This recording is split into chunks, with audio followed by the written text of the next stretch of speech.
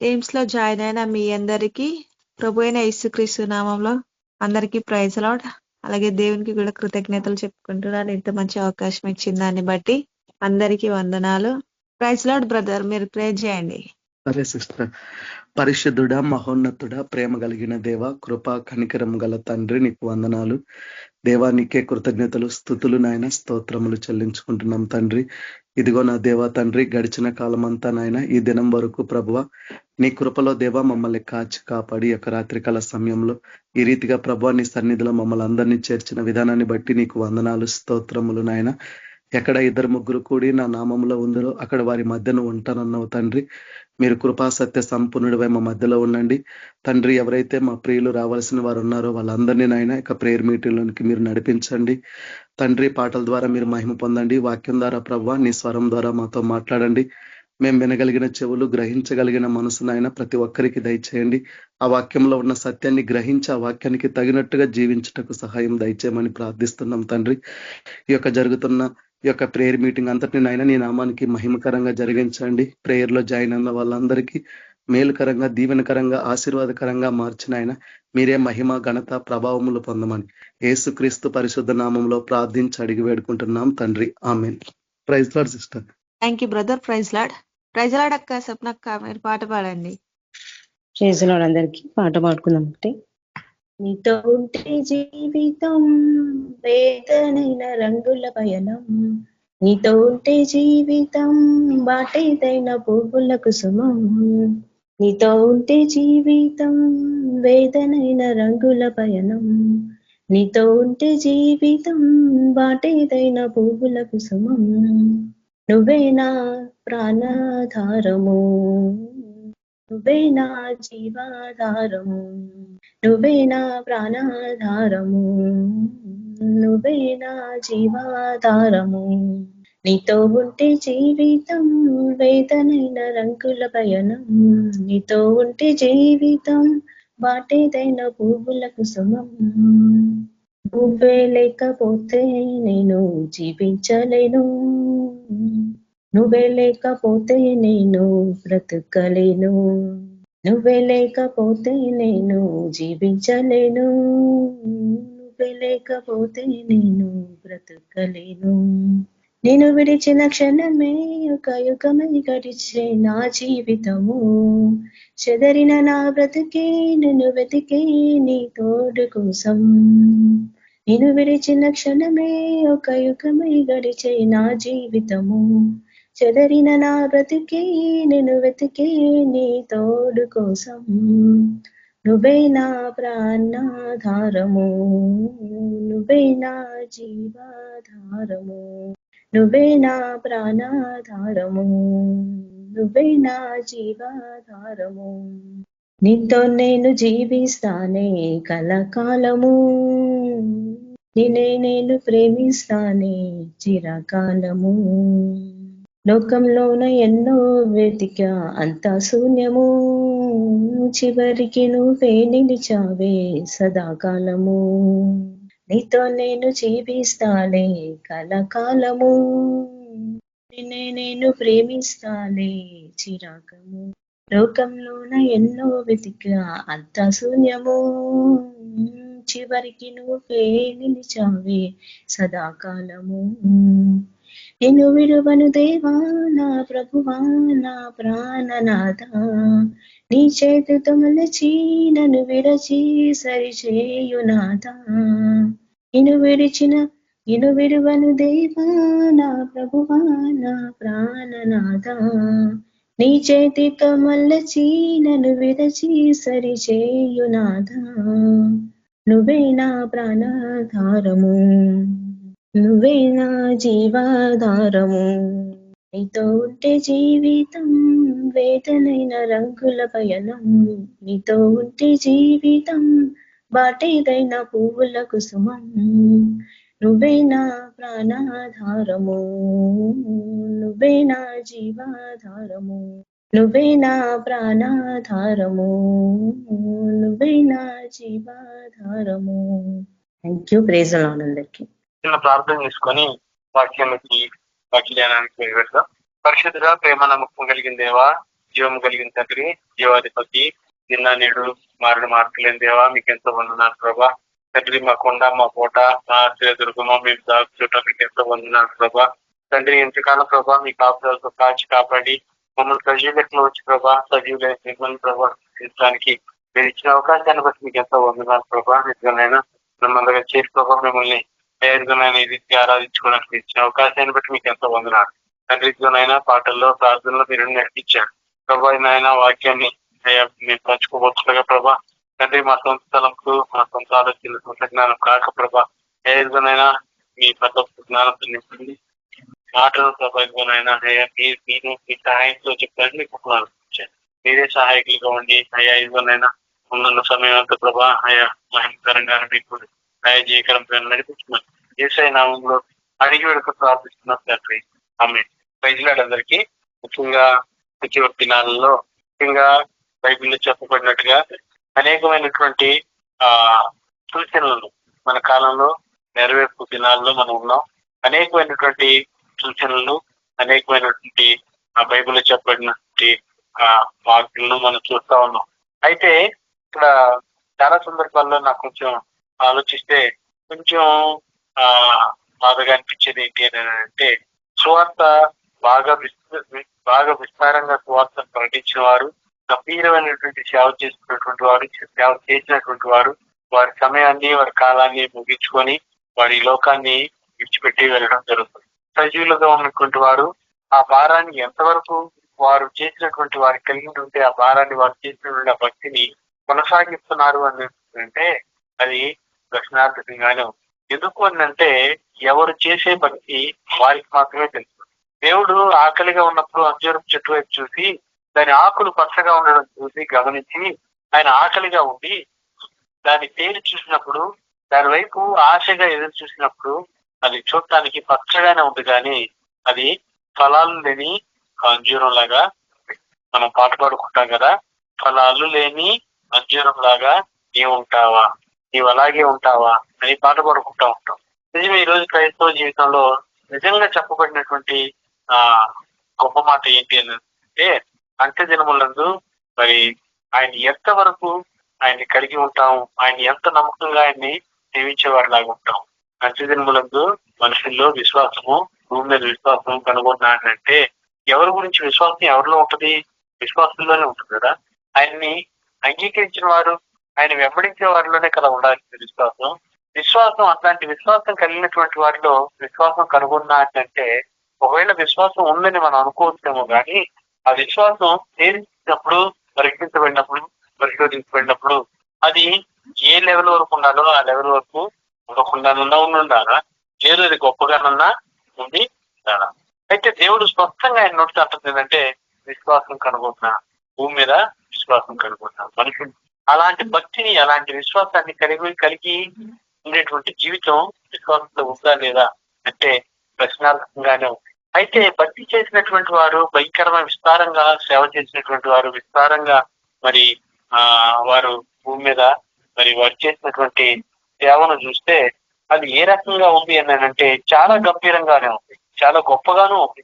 అయితే వారి జీవితం చూస్తే పాపం అది చాలా భయంకరంగా వాళ్ళ లైఫ్ ఎండ్ అవడం అనేది చాలా దుఃఖకరంగాను భయంకరంగాను ఉంటుంది. దానికి తిమోతి రాసిన 2వ పత్రికలో 3వ అధ్యాయము 12వ వచనంలో ఏమంటాడంటే, క్రీస్తు యేసునందు సద్భక్తితో బ్రతకాన్ని ఉద్దేశించిన వారందరూ హింస పొందుతురు. వాళ్ళు ఏం చేశారు? భక్తే కదా చేసింది, సన్మార్గంలోనే కదా ఉన్నారు.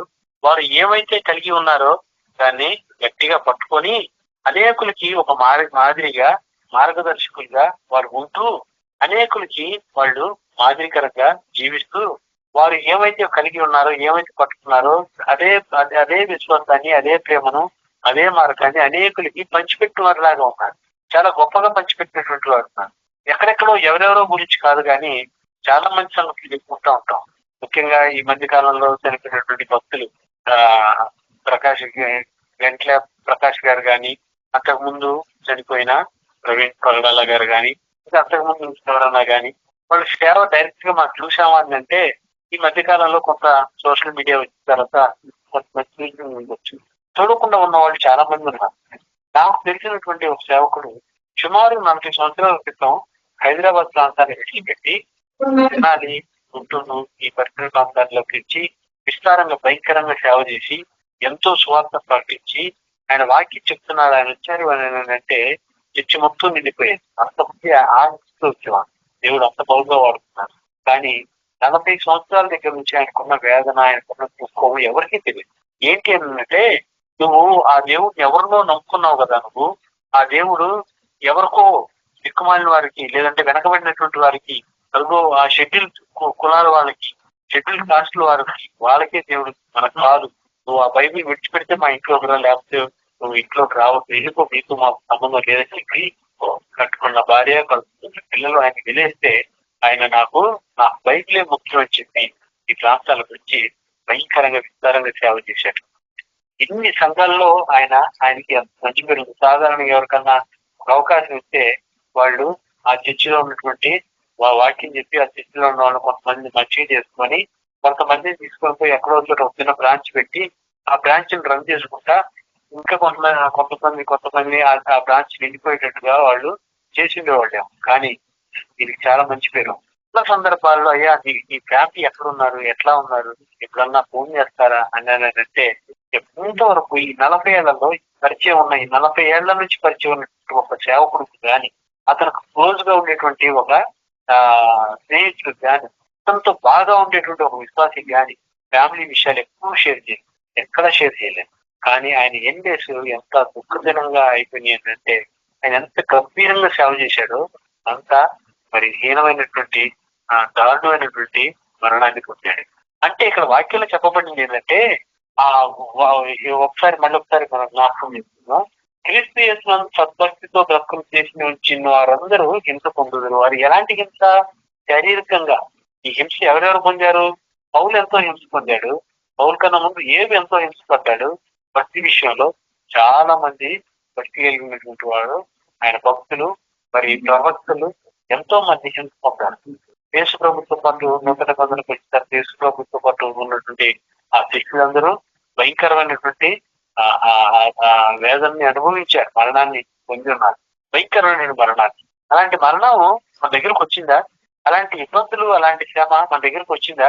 అంత నిజంగా సద్భక్తితో మనం మరి ఆయనలో భక్తులు ఉద్దేశించి మనం ఆ శ్రమను అనుభవిస్తున్నామా? ఏమో. ఆ శ్రమ నిజంగా మనకు వచ్చిందా అని అంటే ఈరోజు చాలా వరకు ముఖ్యంగా కోవిడ్ వచ్చిన తర్వాత ఈ రీతిగానే చిన్న చిన్న గుంపులుగా చేరి daily early morning 4 o'clock prayer, early morning 5 o'clock prayer, తర్వాత నైట్ అప్ టు 10 వరకు కొన్ని చిన్న చిన్న సమూహాలుగా ఏర్పడి, చిన్న మందగా ఏర్పడి ఈ రకంగా ప్రార్థన చేసుకొని ముగించుకోగలుగుతున్నారు, ఒకరినొకరు బలపరుచుకోగలుగుతున్నారు. అది అంతవరకే కన్ఫైన్డ్ అయి ఉంది, అంతవరకే బాగా ఉన్నాం అనుకుంటున్నారు. కానీ వీళ్ళలో ఎవరికైనా శ్రమ వచ్చిందా? శ్రమ వచ్చేంతగా నిజంగా అంత బాగా వీళ్ళు పరిచర్య చేయగలుగుతున్నారా అని అంటే అలాంటి పరిచర్య చేయగలిగిన వాళ్ళు ఎవరు? బహుశా లేరేమో. ఒకవేళ ఉండొచ్చు. అట్లా కనుక ఉంటే ఈ వాక్యానుసారంగా వారి జీవితం ఏ విధంగా ఉందంటే వాక్యానుసారంగా ఉన్నటువంటి జీవితాన్ని వాళ్ళు అనుభవిస్తున్నారు. వాళ్ళ కొరకు ఏదో గొప్ప మంచి గిఫ్ట్ అనేది పరలోకంలో వారి కొరకు దాచిపెట్టబడింది. ప్రతి క్రైస్తవుడికి ఇది ఒక నిరీక్షణ. ఇదిగో నేను మంచి పోరాటాన్ని పోరాడుతున్నాను, నా పరువుని కడముట్టించుకున్న తర్వాత నా కొరకు దాచిపెట్టుకున్నటువంటి ఆ నీతి కిరీటాన్ని పట్టుకోవడం కోసం ఈ శరీరాన్ని విడిచిపెట్టి నేను దేవుని దగ్గరికి వెళ్తున్నాను అని గొప్పగా చెప్పుకోగలిగినటువంటి సేవను ఎవరన్నా చేయగలుగుతున్నావా అని అంటే ఈరోజు సేవకులకే అది ప్రశ్నార్థం. ఎందుకంటే మేము మినిస్ట్రీకి వెళ్తున్నప్పుడు, గాస్పెల్ అవుట్రీచ్ లో మేము మినిస్ట్రీకి వెళ్తున్నప్పుడు, మేము టివోటీస్కి వెళ్తున్నప్పుడు సేవకులను అడిగే ప్రశ్నలు ఇవన్నీ. అయ్యా, ఈ సంఘం ఎందుకు ఎక్కువగా అభివృద్ధి చెందట్లేదు? ఈ సంఘం ఎందుకు విస్తరించబడట్లేదు? క్రీస్తు క్షేమాభివృద్ధి కొరకు సంఘం విస్తరించబడాలి కదా, మరి ఎందుకు విస్తరించబడట్లేదు అని అంటే వీరు చాలా కంఫర్ట్ గా ఉంటారు. కంఫర్ట్ గా ఉండి ప్రతిదీ వీళ్ళు మాత్రమే చేయాలి, వీళ్ళకి మాత్రమే చెప్పాలి అనుకుంటారు. కానీ వీళ్ళు నెక్స్ట్ జనరేషన్ వీళ్ళు తయారు చేయరు. తయారు చేయరు. కాబట్టి ఇది ఒక్కోసారి వాళ్ళకి చెప్తాము. అయితే ఇప్పుడు సందర్భానుసారంగా ఏంటంటే ఇప్పుడు వాళ్ళ తరం కాదు, కానీ ఏమంటాడంటే శాస్త్రుల నీతి కంటే పరిచయం నీతి కంటే మీ నీతి అధికంగా ఉండాలి. ఇప్పుడు ఆ 2 లెవెల్స్ అయిపోయింది. శాస్త్రులకు అవకాశం ఇవ్వబడింది. వాళ్ళకి ఏదైనా నీతి ఉందేమో, వాళ్ళ నీతి ప్రకారం నడుచుకుంటారేమో అని చెప్పి ఒక అవకాశం ఇవ్వబడింది. కానీ వాళ్ళ దగ్గర బహుశా ఆ పరీక్షలో వాళ్ళు ఫెయిల్ అయ్యారు. తర్వాత శాస్త్రుల తర్వాత పరిశీలకు, శాస్త్రుల నీతి కంటే పరిశీలన నీతి కంటే ఒకవేళ నీతిలో వాళ్ళు బెంచ్ మార్క్ ఏమో, వాళ్ళకి మించినటువంటి ఇంకా ఉదాహరణకి ఏమి లేదేమో. అయినప్పటికీ కూడా శాస్త్రుల నీతి కంటే పరిశీలన నీతి కంటే ఈ నీతి అధికము కాని అదిగా అంటాడు. అంటే అంత అధికంగా ఉండాలి కదా. ఓకే, ఈరోజు సేవకులు నిజమే, వాళ్ళు ప్రముఖ సంఘాలు కడుతున్నారేమో, పెద్ద బిల్డింగ్స్ కడుతున్నారేమో, సంఘం అంటే వాళ్ళ దృష్టిలో బిల్డింగ్స్ ఏమో గొప్పగా కడుతున్నారేమో, కానీ దాంట్లో ఎంతవరకు పరిచర్య ఉంది, ఎంతవరకు సేవ అనేది విస్తరించబడింది అని అంటే వారు ఏమి చెప్పలేకపోవచ్చు. కానీ ఈ రోజు చిన్న సమూహాలుగా ఉండి మనం ఒకరినొకరు బలపరుచు, మనం ఒకరినొకరు హెచ్చరించుకుంటూ, మనం ఒకరినొకరు బుద్ధి చెప్పుకుంటూ మనం ఏం చేస్తున్నాం అని అంటే మనం పరిచర్య చేసేవారిలాగా ఉండాలి. పౌలు అపోస్తులు రాసిన పత్రిక 20వ అధ్యాయము 24వ వచనంలో ఏమంటారు ఒకసారి చూద్దాం. 23 చూస్తే, బంధకములను శ్రమలను నా కొరకు కాచుకొని అన్నది పరిశుద్ధాత్మ ప్రతి పట్టణంలోనూ నాకు సాక్ష్యం ఇచ్చుతున్నాడని తెలియదు. బంధకాలు, శ్రమలు ఆయన కొరకు కాచుకొని ఉన్నాయి. అంటే ఎప్పుడొస్తే ఎప్పుడు ఏ బంధకం ద్వారా బంధించబడాలో, ఏ శ్రమ ద్వారా, ఏ ఇబ్బంది ద్వారా, ఏ ఆపద ద్వారా ఎక్కించబడాలో ఆ బంధకాలు, ఆ ఇబ్బందులు అవన్నీ ఎంత కాచుకొని కూర్చున్నాయి. అంటే ఎప్పుడొస్తే బంధక రూపంలోనూ లేకపోతే శ్రమల రూపంలోనూ ముందు బంధకం వెళ్ళాలా శ్రమ వెళ్ళాలా అని ఊటీ భరత బహుశా ఆయన కోసం కాచుకొని కూర్చున్నాం అంటాడు. బంధకములను శ్రమలను నా కొరకు కాచుకొని ఉన్నవని పరిశుద్ధాత్మ ప్రతి పట్టణంలోనూ నాకు సాక్ష్యం ఇస్తున్నాడని తెలియను. అయితే దేవుని కృప సువార్తను గూర్చి సాక్ష్యం ఇచ్చుట యందు నా పరుగును చూడండి. ఆయన పరుగు ఏ విషయమై ఉంది? ఆయన పరుగు ఏ విషయమై ఉందంటే ఆయన పరుగు సువార్తను గూర్చి సాక్ష్యం ఇచ్చుటకును. సువార్త గూర్చి ఒక మంచి శుభవార్త. ఈ శుభవార్త దేని గురించి అంటే వారి జీవితాల్లో ఈ శుభవార్త విన్న వాళ్ళు గొప్ప మార్పును చూడాలి. ఆ విన్న తర్వాత వారి జీవితాల్లో గొప్ప మెరాకిల్ అద్భుతం జరగాలి. ఆ అద్భుతం ఏంటి అంటే వారి నోటితో వారి పాపాలను ఒప్పుకొని ఆయన ఈ భూమి మీదకు 2025 సంవత్సరాల క్రితం వచ్చిన మాట వాస్తవం అని, ఆయన కేవలం మన పాపాల నిమిత్తం ఆయన క్షమను అనుభవించాడని, సిలువను అనుభవించాడని, మరణం పొందాడని, సమాధి చేయబడ్డాడని, తిరిగి లేపబడ్డాడని, ఆయన సత్యవంతుడని, ఆయన యథార్థవంతుడని, ఆయన నిర్దోషని, పరిశుద్ధని నోటితో ఒప్పుకుంటే ఎవరైతే ఒప్పుకుంటారో వారి పాపాలను వారు ఆయన దేవుడిని ఒప్పుకుంటూ వీరిలో ఉన్నటువంటి ఆ పాపాన్ని ఒప్పుకుంటే ఆయన్ని స్వీకరించినట్టు, ఆయన అంగీకరించినట్టు. అంతకు మించి ఇంకేముంటుంది వాళ్ళ జీవితంలో? అందుకని ఏమంటాడంటే, అయితే దేవుని కృపా స్వార్థను సాక్ష్యం ఇచ్చుట యందు నా పరుగును నేను ప్రభు అయిన యేసు వల్ల పొందిన పరిచర్యను తుదముట్టించవలనని నా ప్రాణమును నాకెంత మాత్రము ప్రియమైనదిగా నేను ఎంచుకోనలేదు. ఈ బైబిల్లో వారీలు చేసిన సేవ కాదండి, వారీలు చెప్పిన వాక్యం కాదండి. బైబిల్ ఏం చెప్తుంది? బైబిలే ప్రామాణికం నీకు నాకు. వారీలు చేసిన సేవ కాదు. బైబిల్లో ఎవరైతే సేవ చేసి నిజంగా అలాంటి శ్రమను అనుభవించారో, అలాంటి ఇరుకుని, అలాంటి వేదన్ని, అలాంటి శోధనని జయించారో, వారు బ్రతికినంత కాలం ఎలాంటి పరిస్థితుల్లో నుంచి వెళ్ళారో అదే నిజమైనటువంటి మాదిరి ఈ రోజు మనకి. ఎవరెవరో కాదు, వాళ్ళందరూ మనుషులే. మనందరికీ వాళ్ళ సాక్ష్యం, వాళ్ళ జీవితం చాలా గొప్పగా మనకు కనిపించొచ్చాము.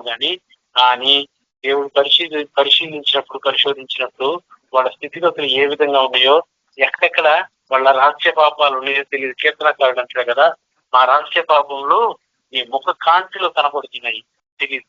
కానీ యథార్థంగా సేవ చేసినట్టు వాళ్ళు చెప్తున్నారు. వాళ్ళ గురించి మనం ధ్యానం చేసుకొని, వాళ్ళ గురించి మనం చెప్పుకొని, అనేక సందర్భాల్లో ఆ వాక్యాలను మనం విని వాళ్ళని కాక వేరే ఇంకెవరిని తీసుకుంటాం మాదిరిగా? 100కి 100 అనేది అంటే 100 అనేది ఇంప్లిమెంట్ కదా. 100ని మనం టార్గెట్ గా పెట్టుకుంటాం, 100ని మనం బెంచ్ మార్క్ గా పెట్టుకుంటాం. 99 వస్తే చాలే 100 వచ్చినట్టు అనుకుంటామా? 100కు మనం సాధించగలిగినటువంటి వారు ఎవరు అంటే పౌలు. ఆయన ఏమంటున్నాడంటే, నా ప్రాణము ఎంత మాత్రం నేను ప్రీతికరంగా ఎంచుకోలేదంట, లెక్క పెట్టుకోలేదంట. ఆయన ప్రాణాన్ని అసలు లెక్కే చేయలేదు. ఎందుకు అని అంటే ఆయన స్వార్థ ప్రకటించడం ఇచ్చే విషయంలో కానివ్వండి, దేవుడు తనకిచ్చిన పరిచర్యలో ఆ పరిచర్యను నమ్మకంగా ఆ పరిచర్యను తుదముట్టించడానికి, ఆ పరిచర్యను కంప్లీట్ చేయడానికి, ఆయన ఇచ్చినటువంటి పరిచర్య ఏదైతే ఉందో ఆ పరిచర్యను, ఆయన ఇచ్చినటువంటి బాధ్యతను, ఆయన ఇచ్చినటువంటి ఆ భారాన్ని తుదముట్టించేంత వరకు ఎక్కడ కూడా శక్తికుండా కోపం అనే కారణంగా ఆయన చేసినటువంటి ఆ ప్రయత్నం నేను చేశానని చెప్పుకున్నటువంటి ఒక గొప్ప మాట, ధైర్యం. నిజంగా అందరూ ఇప్పుడు భూమి మీద ఇంతమంది ఉన్నారు కదా, ఇంతమంది అంత గంభీరమైనటువంటి సేవ చేస్తే ఎంతమంది మారాలి? భయంకరమైనటువంటి క్రిస్మస్ ఇంకో 2 నెలలు అయిపోతే పెద్దగా గంభీరంగా క్రిస్మస్ ఆరాధన జరుగుతాయి, సెమీ క్రిస్మస్ జరుగుతాయి.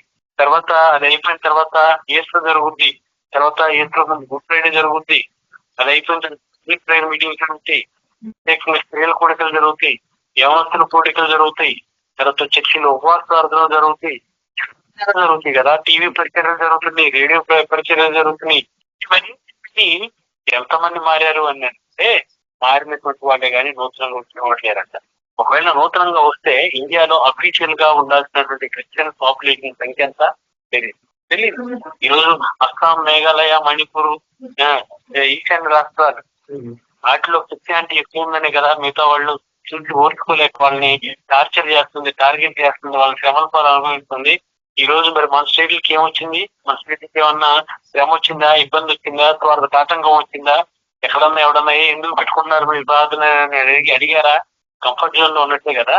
మారవలసిన వాళ్ళకి ఏమి ఇబ్బంది లేదు కదా, వాళ్ళ భక్తి వాళ్ళు చేసుకుంటున్నారు, మన భక్తి మనం చేసుకుంటాం. పబ్లిక్ ప్రేయర్ మీటింగ్ బట్టి ఇన్ని ఫెస్టివల్స్ పెట్టుకొని యూత్ సెపరేట్ గా కొన్ని డేస్ పెట్టుకొని ఫాస్టింగ్ ప్రేయర్ పెట్టుకొని, తర్వాత స్త్రీలకు ప్రత్యేకమైన కోడికలు పెట్టుకొని, తర్వాత ఈ స్పెషల్ మీటింగ్లు పెట్టుకొని చేసుకుంటే ఆ మీటింగ్ ఫస్ట్ ఆ మీటింగ్ లో పెట్టినటువంటి ఇన్వెస్ట్మెంట్ అటన్నిటిని చూసుకుంటే రిటర్న్ ఆన్ ఇన్వెస్ట్మెంట్, మనం పెట్టినటువంటి ఏదైతే విద్యామో దానికి రిటర్న్స్ అనేది మనకు వచ్చినాయా? వస్తే ఆ రిటర్న్ ఏంటి అంటే ఈ మీటింగ్ పెట్టడం వల్ల, ఒకప్పుడు నేను చిన్నపిల్లలుగా ఉన్నప్పుడు మా తాతయ్య, మా నాయనమ్మ వాళ్ళు అమ్మతో ప్రార్థనకి వెళ్ళేటప్పుడు మీటింగ్ పెట్టి 3 days, 4 days, 5 days పెట్టిన తర్వాత 5th డే వాళ్ళల్లో ఈ 3 రోజులు, 4 రోజులు, 5 రోజులు పెట్టిన ఫోటాల వల్ల, చెప్పబడిన వాక్యం వల్ల నా జీవితం మార్చబడింది. కాబట్టి నా ఆఖరి రోజు నేను తీసుకుంటున్నాను, దేవుణ్ణి అంగీకరిస్తున్నాను, ఇది బహిరంగ సాక్షి తీసుకునేవాడు. ఈ రోజు అట్లాంటి మీటింగ్ ఎన్ని పెట్టినా లేదు, తీసుకోవట్లేదు. అసలు ఆ సెషనే లేదు. యూత్ మీటింగ్ పెడతారు కదా, దాంట్లో కన్ఫ్యూజ్ అయిపోయి పాపాలను ఒప్పుకొని దేవుని సంరక్షణ అంగీకరించుకున్న వాళ్ళకి ఇమీడియట్ గా బాప్టిజం అనేది ఇవ్వగలుగుతున్నారా? లేకపోతే ఆ మార్చినటువంటి అతన్ని సరైన సహవాసంలో, సరైన మంచి ఫెలోషిప్ లో అతను చేర్చుకొని అతను ఇంకా బలపరిచి అతని ద్వారా కొన్ని ఆత్మలు రావడానికి ఏమన్నా పురుగొలుపుతున్నారా? లేదు. ఆ రోజుల్లో పౌలు ఎంత ప్రయాసపడ్డాడు. అందుకే నేను ఏమంటున్నాడంటే, నాకు అప్పచెప్పినటువంటి పనిని ఏది అది సువార్త విషయమే కానివ్వండి, పరిచయ విషయంలో కానివ్వండి, దేంట్లోనైనా నా ప్రాణాన్ని ఏమాత్రం నేను ఎంచుకోలేదు, నా ప్రాణాన్ని లెక్కే చేయలేదు. ప్రాణమే చూసుకోలేదంటే అతనికి ఒకవేళ భార్య గాని, బిడ్డలు గాని, బంధువులు గాని, రక్త సంబంధికులు గాని ఎవరన్నా ఆయనకి ఆటంకంగా ఉండుంటారా? అవన్నీ ప్రయారిటీ. తనకన్నా ఎక్కువ ఏం కాదు కదా. తన ప్రాణాన్ని పణంగా పెట్టాలనుకున్నవాడు, తన ప్రాణాన్ని గొప్పగా చూసుకున్నవాడు, మిగతా వాళ్ళు భార్య అడ్డుపడిందని, పిల్లలు అడ్డుపడ్డారని, రక్త సంబంధికులు వస్తున్నారని, ఇంట్లో చిత్రాలు వస్తున్నారని, అమ్మనాన్నలు వస్తున్నారని కదా లేదు. తను ఒకవేళ ఈ మెసేజ్ లాస్ట్ ఆయన సంబంధించిన మెసేజ్ ఏమో ఆయన ఫేర్వెల్ గా ఆయన లాస్ట్ వారితో మాట్లాడుతున్నటువంటి విషయాలే ఇక్కడ ఏమంటారు చూడండి. ఇంకా అయితే దేవుని కృపా సువార్తను పూర్తి సాక్ష్యమిచ్చుటయందు నా పరుగును, నేను ప్రభు అయిన యేసు పొందిన పరిచర్యను తుదముట్టించవలెనని నా ప్రాణమును నాకెంత మాత్రము ప్రియమైనదిగా నేను ఎంచుకోనలేదు. తెలగో దేవుని రాజ్యంలో గురించి ప్రకటించుచు నేను మీ మధ్యన సంచరించి మీలో ఎవరినో ఇక మీదట నా ముఖం చూస్తుంది నాకు ఇప్పుడు తెలియదు.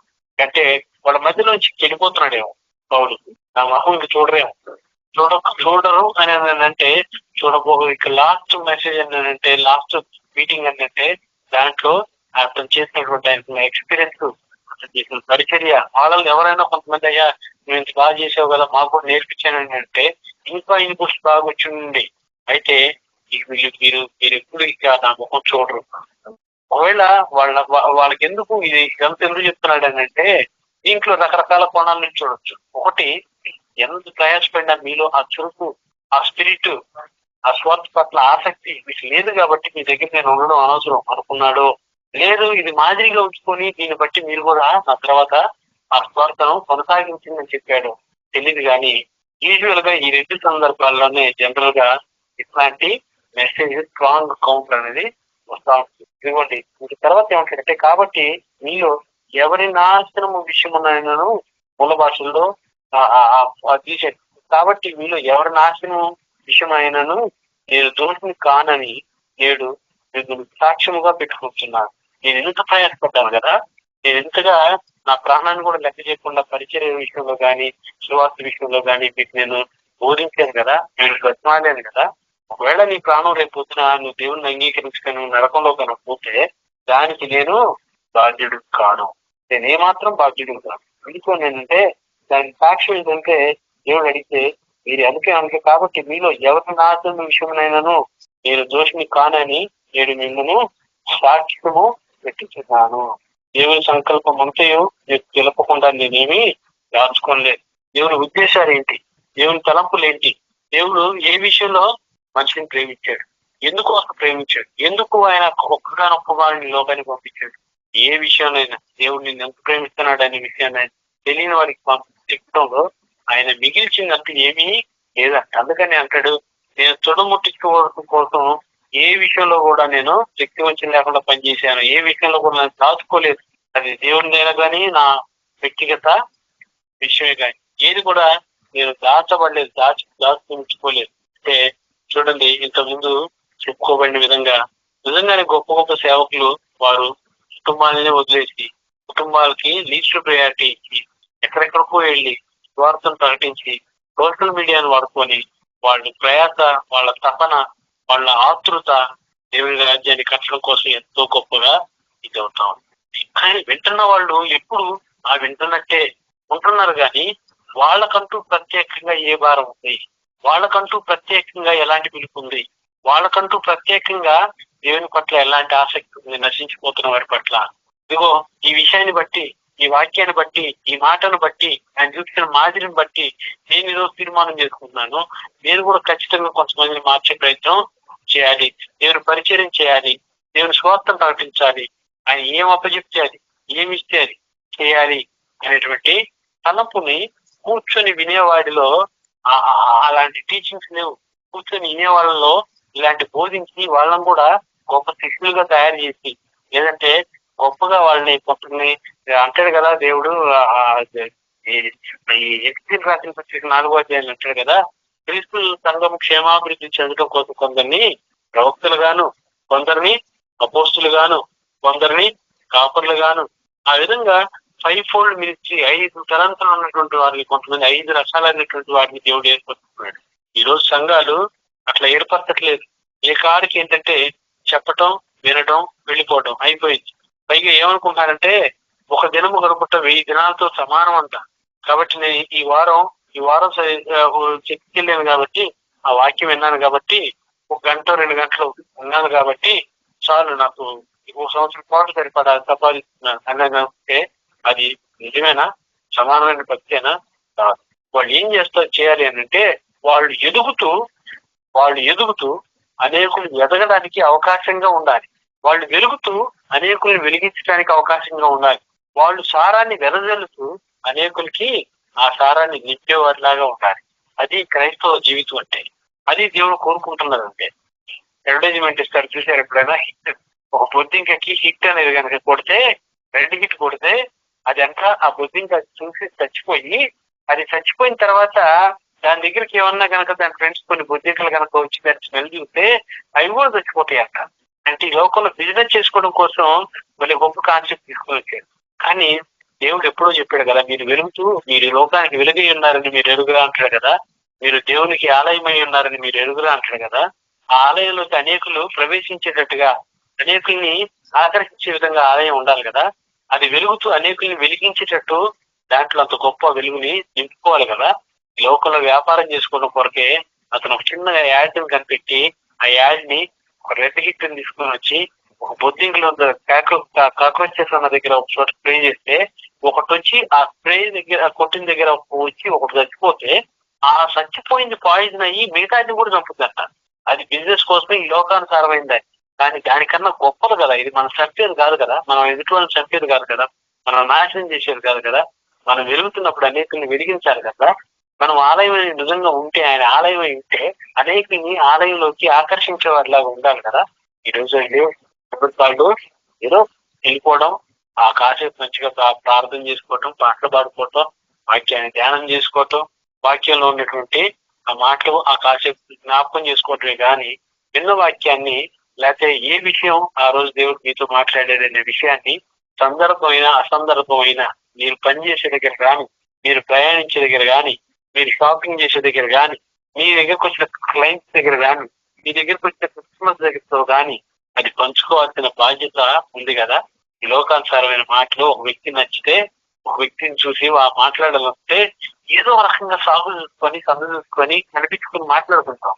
కానీ అది ఈ లోకానుసారమైన ప్రయత్నాలు లేవు, పనికి మాలిన ప్రయత్నాలు. కానీ యథార్థమైన ప్రయత్నం, యథార్థమైనది ఏంటి అని అంటే వాళ్ళని రక్షించాలని ఆశ మీతో ఉంటే వాళ్ళని కల్పించుకొని పరిచయం చేసుకొని నా విషయంలో దేవుడు కార్యం చేశాడండి, మీరు ఏమనుకోపోతే నేను మీకు 2 నిమిషాలు మాట్లాడతాను, మీరు వింటారా అని నన్ను అడిగి మీ సాక్ష్యాన్ని కానీ, స్వార్థను కానీ, మీకు దేవుడు చేసిన పరిచయం కానీ చేసే విధంగా ఉండాలి కదా. అప్పుడు ఆ సహవాసానికి కానీ, లేదంటే దేవుడు మేము మనకు అప్పచెప్పిందని మనం కూడా చేసేవాడిని సంతృప్తి కానీ, లేదంటే మనం కూడా మంచిగానే ఫలపరిచినటువంటి జీవితాన్ని జీవిస్తున్నటువంటి సాటిస్ఫాక్షన్ కానీ మనకు కలగాలి కదా. ఆ విధంగా ఉంటే కలుగుతుంది కదా. యెషయా రాసిన గ్రంథం 5వ అధ్యాయము దాంట్లో ఆయన వంచన లేకుండా ఎంతో శ్రమపడి శ్రేష్టమైనటువంటి తీగలన్నింటినీ నాటితే, ఎరువేస్తే, గోపురాన్ని కట్టిస్తే, చుట్టూతా కంచెను పెడితే తీరా దాని కాపు వచ్చినప్పుడు అది ఏమైందంటే కారు ద్రాక్ష, చేదుగా ఉన్న ద్రాక్ష కాసిన మరించింది. కానీ ఉపయోగం లేని ఫలం అది. ఆ ఫలాన్ని దేనికి ఉపయోగించుకోం. ఆ ఫలం లేకుండా ఉన్నా మంచిదే. ఫలం కాసింది కానీ దానివల్ల యజమానికి ఎవరైతే దాన్ని ఆ వ్యవసాయదారుడు ఉన్నాడో అతనికి ఉపయోగకరంగా లాభదాయకంగా లేకపోవడం వల్ల దాన్ని ఏం చేశారంటే వెంటనే వాటికి గిల్లు పడించిన వాడిలాగా ఉన్నాడు. బల్లిరక్కల చెట్లతో దాన్ని మునిపించిన వాడిలాగా ఉన్నాడు. క్రైస్తవ జీవితం ఈ రోజుల్లో ఏంటి అని అంటే, ఇదిగోండి వాళ్ళు పైకి పచ్చగానే కనపడుతున్నారు, పైకి బాగానే ఉంటున్నారు, కానీ ఫలభరితం కాదు, అది అనేకులకి ఆశీర్వాదకరం కాదు, అనేకుల్ని అది ఆయన చెంత తీసుకొచ్చేదిగా లేదు. ఒక పక్కనే ఒక కాలం సమీపిస్తా ఉంది. ఆయన సూచనలన్నీ దగ్గర పడతా ఉంది. ఆయన చెప్పిన ప్రతి మాట, ప్రతి లేఖనం నెరవేర్చబడేటువంటి పరిస్థితుల్లో ఉన్నాము. మరి భక్తులైనటువంటి వారు ప్రయాసపడుతున్నటువంటి వారేమో వాళ్ళ సమయాన్ని ముగించుకొని వెళ్ళిపోతున్నారు. ఉన్నటువంటి వాళ్ళు ఒకటి కారు ద్రాక్షాల్లో ఉన్నారు, ఆయన పరిశోధించినప్పుడు ఫలాలు లేని వారిలాగా ఉన్నారు, పైకి పచ్చగా ఉన్నారు, కానీ వారి విశ్వాస జీవితం భూమి మీద ఎంచుకోదగిందిగా గొప్పదిగా ఏదేమో. లేదంటే ఉన్నటువంటి వారు వినడానికి ఇష్టపడుతున్నారు కానీ దాన్ని ఆచరించే వారిలాగా దాన్ని పట్టుకొని ఆ ముందున్నటువంటి వారు ఎలాంటి పరిచర్య చేశారో, ఎలాంటి ప్రయాసపడ్డారో, ఏ విషయంలో దేవుణ్ణి సంతోషపెట్టారో అదే భాషలో నేను కూడా ఉండి నేను కూడా కొన్ని ఆత్మలు దేవుని దగ్గర తీసుకొని రావాలి అనేటువంటి విషయాలను మర్చిపోయి నేను వెళితే చాలులే, నేను ఒక్కరినే ఉంటే చాలులే అనేటువంటి పరిస్థితులకి ఇదిగా ఉంది. కాబట్టి ఈ రోజు నేను ఈ ఒక్క టీం గురించి నేను ప్రార్థనలో ఉన్నటువంటి గురించి గారు మాట్లాడుతుంది. ఈ ఆన్లైన్ లో చాలా మంది వింటారు. ఈరోజు క్రైస్తవుడు ఉన్న ప్రతి ఒక్కరు వినవలసినటువంటి మాట ఏంటి అని అంటే, నేను ఒక్కడనే క్రైస్తవుడు అని చెప్పుకుంటేది మేమంతా క్రైస్తవులు అనేటువంటి క్రీస్తుని అనుసరించేటువంటి వారు, క్రీస్తు మార్గంలో ఉన్నటువంటి వారు, చెప్పుకున్నట్టు కడపటి వారు మొదటి వారు కడపటి వారు అయ్యే పరిస్థితి మనకు ఒకప్పుడు భయంకరమైనటువంటి American missionaries, American Baptist missionaries ఈ ప్రాంతాలకు వచ్చి ఎంతో మంది గొప్పగా సేవ చేసినటువంటి ప్రాంతం. ఈరోజు ఆ ప్రాంతం, ఆ అమెరికా దేశం అవన్నీ కూడా భయంకరంగా విస్తారంగా సేవ చేసినటువంటి ఆ చర్చిలు, ఆ వేదికలు, అవన్నీ ఇగో సినిమా హాల్గా, బార్లుగా, విలాసానికి ఉపయోగపడతాం. వాళ్ళ పరిస్థితి ఏంటంటే మన మధ్య ఒకప్పుడు బాగా విస్తారంగా వాళ్ళు సేవ చేసిపోయారు. మన కొరకు వాళ్ళు ప్రాణాలను అర్పించారు. మన కొరకు ఎంతో త్యాగం చేశారు. వారి ధనాన్ని, వారి శ్రమని మనం బాగుండాలని, ఆ భక్తి మార్గంలో రావాలని ఎంతో ప్రయాసపడ్డారు. కానీ దాని ఏంటంటే చిట్టు దృష్టిలో ఉంది. మనం నేర్చుకొని మన కోసం ఎవరో ప్రాణం పెట్టేంతగా వారు మరి సేవ చేస్తే మనం దాంట్లో కనీసం 10వ వంతు కూడా చేయకపోవడం అనేది క్రైస్తవులుగా కాదు. కాబట్టి కొద్ది మాటలతో నేను చెప్పగలిగింది, పౌలు ఎంత మోసం కలిగి ఎంత గంభీరంగా స్వార్థ ప్రకటించాడో, పరిచర్యను చేశాడు. ఇంకా కిందకెళ్తే ఈ అపోస్తల కార్యం 20వ అధ్యాయం 25, 26, 27 ఆ కిందకి వెళ్తా ఉంటే ఎవరి దగ్గర ఉచితంగా కూడా భోజనం చేయలేదు నేను. ఒకవేళ ఎవరి దగ్గర నిష్ప్రయోజనంగా, నిష్కారణంగా వారిని దోచుకోలేదు అన్నట్టుగా నేను ఎంత కష్టపడ్డానో, నేను ఏ విధంగా తిన్నానో, నేను ఏ విధంగా ఉన్నానో మీ అందరికీ తెలుసు. మీరే సాక్షులని వాళ్ళ ముఖాన్ని నిలదీసినట్టుగా మనం ఇంటి విషయమే కాదు, కానీ నేను యథార్థంగా మీ మధ్య ఎలాంటి సేవ చేశానో, ఎలాంటి వాక్యాన్ని చెప్పానో, ఎలా మిమ్మల్ని బలపరిచానో, ఎలా మిమ్మల్ని దేవుని సన్నిధి తీసుకొని వచ్చాను అని అడిగే స్థితిలోకి మనం ఎదగాలి. ఎందుకంటే చివరి దశలో ఉన్నాం. నశించిపోయే ఆత్మలు చాలా ఉంటాయి. ఆయన రాకడ సమీపంగా ఎప్పుడు జరుగుతుందో, ఏ విధంగా ఉంటుందో తెలియదు. అది ఏ రూపంలో వచ్చిందో తెలియదు. అది ప్రకృతి రూపంగా రావచ్చు, ఎర్త్క్వేక్స్ ద్వారా రావచ్చు, లేదంటే ఏ రూపంగానే వచ్చిందో మనకు తెలియదు. అంతా ఏ రూపంగానే రావచ్చు. తెగుడు రూపంలో వచ్చిందేమో తెలియదు. Covid first wave second wave లో ఎంత మంది భయంకరంగా చనిపోయారు, ఎంత మంది చనిపోయారు. కనీసం చనిపోయారు అనేటువంటి వార్త ఫ్యామిలీ మెంబర్స్ తెలియకుండా చనిపోయినటువంటి వాళ్ళు. ఆ కోవిడ్ లో భయంకరంగా సంపాదించుకున్న బిజినెస్ లన్నీ నేలమట్టం అయిపోయినారు. అసలు ఎంత మంది ఎంత చదువు చేసిందో ఉంటుంది. అంతకన్నా ప్రమాదకరమైనటువంటి తెగుళ్ళు, అంతకన్నా ప్రమాదకరమైన పరిస్థితులు, అంతకన్నా ఇంకా ప్రమాదకరమైనటువంటి మరి మార్గం నుంచి మనం వెళ్ళాల్సి వస్తే మనకి ఏ ఇబ్బంది ఏం లేదు. ఎందుకంటే ఒక నిరీక్షణ ఉంది. మనం చనిపోయిన క్రీస్తులు బ్రతుకుతాం, ఆయన మనం లేపుతాడు.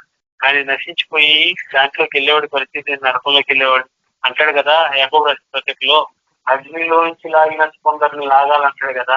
మనం ఎవరు లాగాం? మనం ఎవరు మన చేత లాగించబడ్డారు, రక్షించబడ్డారు? దేవుడు అడిగితే మన దగ్గర సమాధానం ఉంటుంది. ఈరోజు క్రైస్తవులకి ఇదిగోండి ఇలాంటి టీచింగ్, ఇలాంటి ట్రైనింగ్ తో ఉండి ఒకవేళ గంభీరమైనటువంటి సేవ చేస్తే దేవుని రాజ్యం ఎప్పుడు వచ్చినా ఇబ్బంది లేదు. ఎందుకంటే మనం యాత్రికులని పరదేశంలో ఉన్నాం కాబట్టి ఇబ్బంది ఏం లేదు. కానీ ఏ ఒక్క ఆత్మ నశించిపోట ఆయన చిత్తం కాదు. అందుకే ఏమంటున్నాడు పౌలు, ఏమంటున్నాడు, మీలో ఎవడి నాశనంకైనాను నేను కారణం కాదు, అందుకు మిమ్మల్ని నేను సాక్ష్యం చెప్తున్నాను. నాశనం అయిపోతావా? అవు, నువ్వు నరకంలో పడతావా? పో. నాశనం అంటే నరకంలో పోవడం. ఎందుకంటే నా ప్రయాస నేను ఎంతో భయంకరంగా మీ మధ్య ఉండి, మీ మధ్య నేను సువార్త ప్రకటించడంలో కానీ, పరిచయం చేయడంలో కానీ నా ప్రాణాన్ని ఏమాత్రం లెక్కగా పెట్టుకోలేదు. నేను దాన్ని లెక్కే చేసుకోలేదు. అంతగా నేను మీ మధ్య పరిచయం చేశాను కదా. దాన్ని మీరు ఒకవేళ విన్నట్టుగా ఉండి రేపు ఒకవేళ దేవుణ్ణి అంగీకరించుకోకుండా మీ సమయాన్ని ముగించుకుంటే ఒకవేళ మీరు మరణానికి లేదంటే ఆ నరకానికి పాత్రలైతే నాకు సంబంధం లేదు. ఎందుకంటే నేను చెప్పాల్సి, నేను చేయాల్సినది చేశాను అని హెచ్చరిస్తున్నాడు. మీ మధ్యని నేను ఉండను, నా ముఖం మీరు ఎన్నటికీ చూడరు అని ఫేర్వెల్ ఆయన ఇచ్చిన ఫేర్వెల్ మీటింగ్ లో ఇచ్చేటువంటి మెసేజ్. ఈరోజు మనకు ఫేర్వెల్ కాకపోవచ్చు, వేరే ఎవరికో ఫేర్వెల్ అయితే వాడిని కాపాడాల్సిన బాధ్యత మనకు. అలాంటి భారాన్ని, బాధ్యతను దేవుడు పరినూతనంగా మనకు అందరికి అనుగ్రహించి, ఇటున్న ప్రతి శ్రోతకు దేవుడు అనుగ్రహించి అలాంటి బాధ్యతను, భారాన్ని, స్వార్థ పట్ల ఆ మక్కువను అనుగ్రహించి తన మహిళ కొరకు మనల్ని వాడుకొని ఉంటాను. దేవుడి కొన్ని మాటలు తప్పించిలో జీవించి ఆశీర్వదించుగాక. ఆమె ప్రార్థన చేసుకున్నాం. పరిశుద్ధ దేవా, మీకు ఎంతో వందనాలు తండ్రి, చూస్తున్నాను ప్రభా. అయ్యా ఇంతకాలం మీరు కాచి కాపాడారు ప్రభా. ఇదిగోనైనా ఇంతకాలం మమ్మల్ని అయ్యా ఇదిగోనైనా ఉంచారు. మీకు ఎంత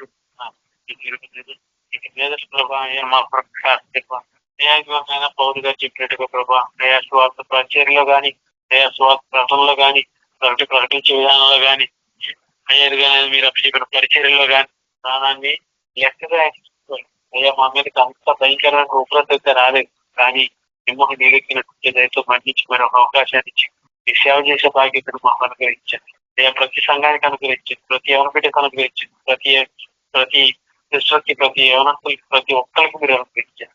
తండ్రినైనా చిన్న బిడ్డల దగ్గర నుంచి, యవనస్తుల దగ్గర నుంచి, వృద్ధాప్యంలో ఉన్నటువంటి వారి దగ్గర నుంచి అయ్యా ఎవరి లెవెల్లో వారు అయ్యా పరిచర్యను, అయ్యా స్వార్థను విస్తరింపజేయడానికి తండ్రి అట్టి తలంతో ప్రభా నింపమని ప్రార్థించండి.